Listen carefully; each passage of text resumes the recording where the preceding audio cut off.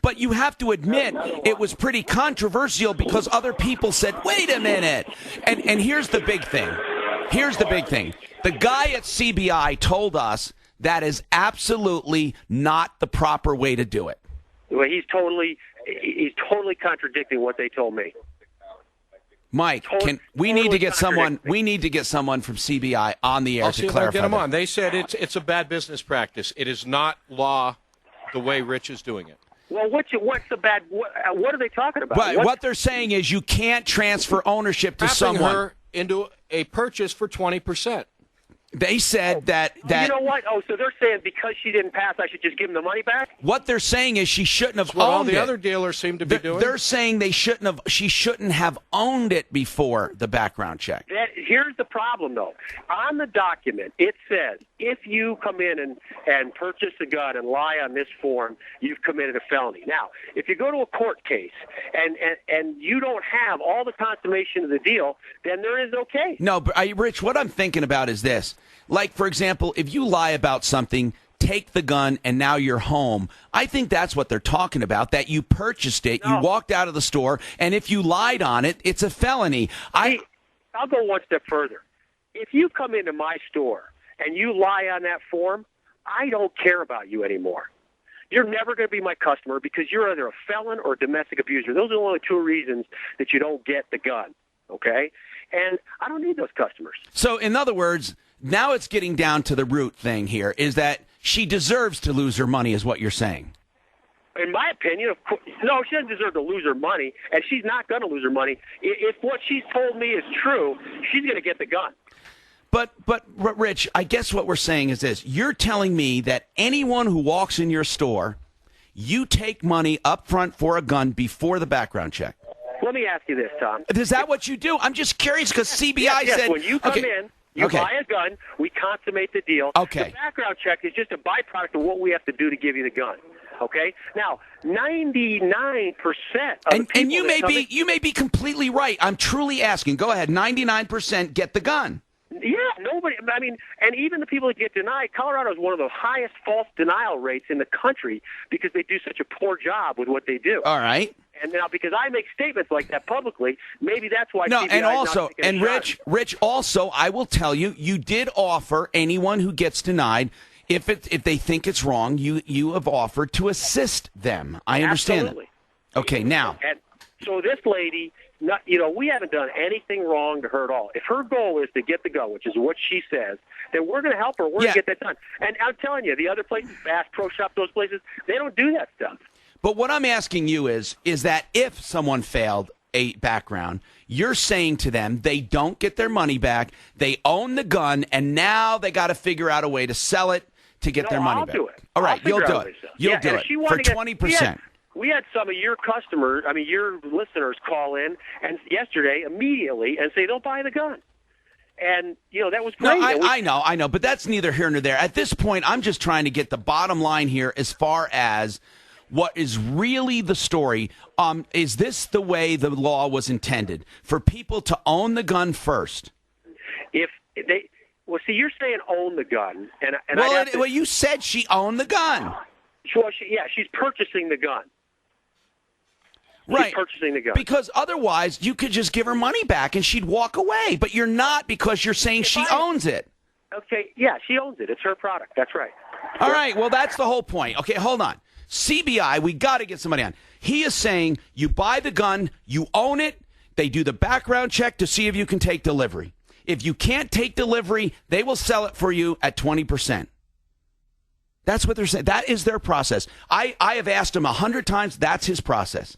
CBI and every other gun dealer we have talked to said that is crazy. Not me. They did. They say you take money and sell the gun first. No, first we do a background check to see if they can even buy it.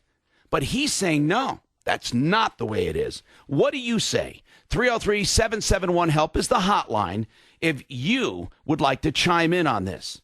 Because now it's gotten beyond that purchase. It's the way of doing business. Is what he's saying true? Or are these other gun dealers wrong? Are they breaking the law? He's saying that they're breaking the law because the person has to be the purchaser, which means the deal has to be done first before the background check. 303-771-HELP if you have a comment on this. I'm Tom Martino. Hi, I'm Tom Martino, your troubleshooter. 303-713-TALK, 303-713-8255. The instant messages are going wild over Gunsmoke and Rich Wyatt. Tom, I've purchased guns for years. It is unbelievable to me that they would sell a gun to someone before they pass the background check and then claim they can't get their money back. Wow. 303-713-TALK. I don't have one email in favor of the way he does it. Now, he might be, because I don't know. I do not know this deal. He may be the only one doing it right.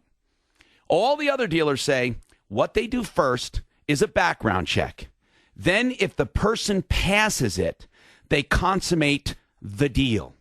Rich Wyatt says that is illegal because you must first be the purchaser in order to take the background check to begin with. That's why, and then he offers no refunds. So if you pay for the gun, you don't pass, you don't get a refund. And Lance is with the CBI, he's with CBI. He's the public information officer. And I got to tell you, I truly don't know. I just don't know what the answer is here. Lance Clem, hello, sir. Good afternoon. Can you shed some light on gun transactions? Well, essentially what you said, Tom, is correct. The usual process is for people to go in and they fill out a form. The form is usually submitted these days by Internet, and a clearance comes back indicating that the prospective purchaser is allowed to buy a gun. Or not, right. Or not. And if they're allowed to buy, they buy. That's correct. Well, what about Rich here? And I don't think Rich is trying to be a bad guy. I think either he's misunderstanding or he's the only one who gets it right. And Rich, he said that's the usual process. You say you sell the gun to the person first, but isn't it illegal to sell a gun to someone without a background check?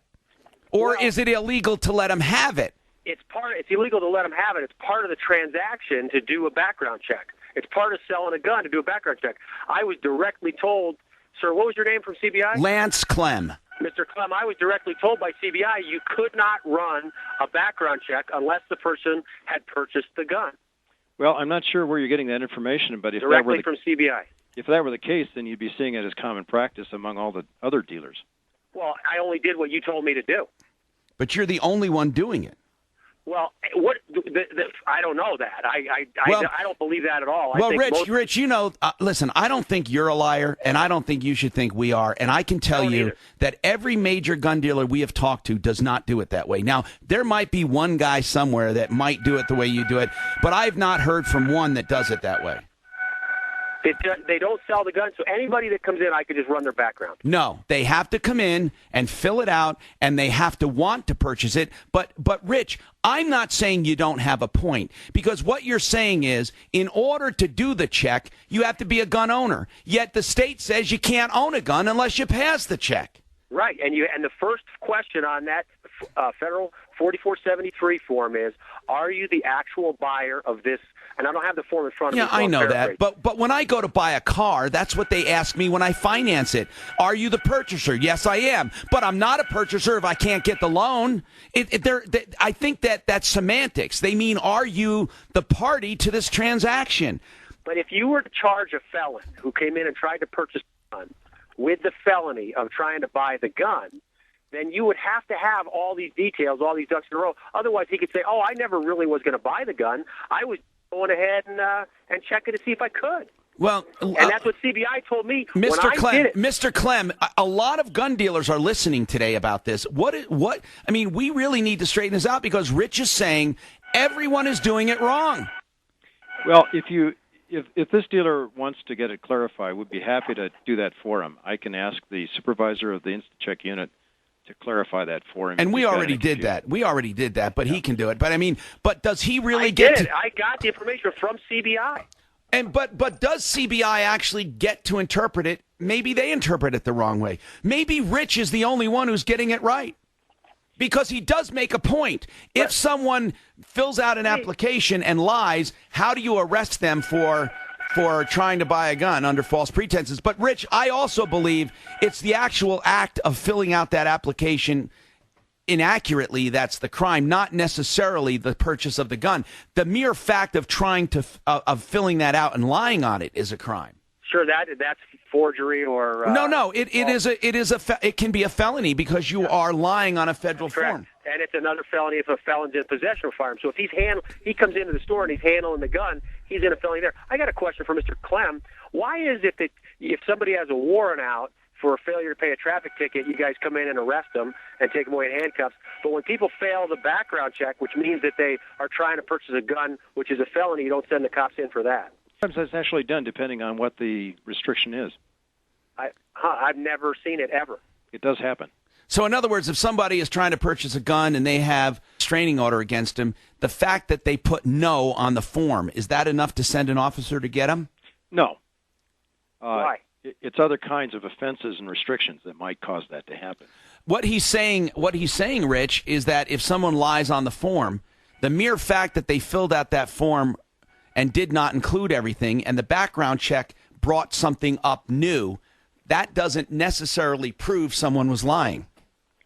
It couldn't. No, seriously, Rich, there has to be an intent. And somebody could very easily say they have no outstanding warrants and really believe that. No. I get the warrant part. I understand that. But if they, let's use this exact example that we're talking about. She said she has a restraining order. She told that on the radio. She checked off on the thing that she did not have a restraining order, so she lied on that form.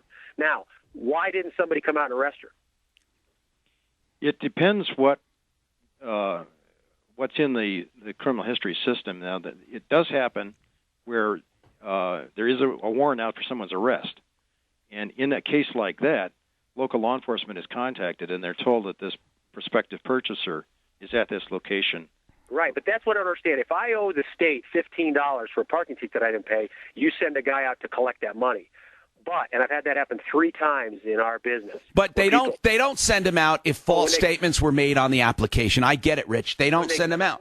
But when they commit a felony, you don't do anything. Why?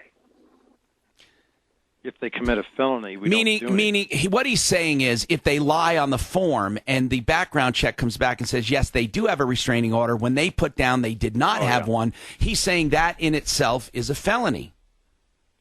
Well, it's a felony. It's what it says on the form.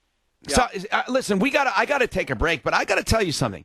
Either Rich Wyatt is a rebel and an idiot, or he's a genius, and he found something in the law that no one else did, and he's the only one doing it right. That's what we got here, folks. I don't know. There's obviously, or he believes he's doing it right. What is your take on all of this? Plus, we got other things coming up. I need to talk to someone else at CBI who can clarify this even further. Hi, I'm Tom Martino. Blaine's turn wants to talk about Gunsmoke. Go ahead, Blaine. What's going on, sir? Hey, Tom, I just make a comment regarding the gun purchases. I've purchased probably 30 guns in the last couple of years, and the way it works when you go to these big Tanner gun shows is that you actually fill out your application. I think there's CBI people that are there that run your background check. If that comes back negative, and we see it happen all the time because it's a lottery system, they call a number, and then they say, okay, you're approved, come get your gun. But you do not buy that gun. Most of those guys, those gun dealers that are selling at those shows are ex-military police. They probably know the law as well as anybody in order to get their gun purchases through. And I have never seen it the way Rich Wyatt is doing it. I mean, I'm ex-military. I bought guns for 40 years. And evidently, he's doing something a little off the plan, in my opinion. Well, yeah, but he believes he's the only one really doing it the right way. Well, that's a good way to run a business, is to have somebody come in and buy a gun and then take 20% of their money for basically running a background check. That's really what that's what it amounts to. But what they're doing that in my business, it's like I'll go out and do service. But what his argument will be, hold on, here's what his argument's going to be, Blaine, because I know he'll say, well, then they shouldn't have applied if they didn't think they'd pass. Well, a lot of people, like I said, I'm not using that gal as an example, but a lot of people have an understanding. They don't know what their background is until they actually run that or apply for a gun. I don't think there's. Well, he's calling you a felon if you fill it out and you didn't come up with everything. But here's what he did say, though. I'm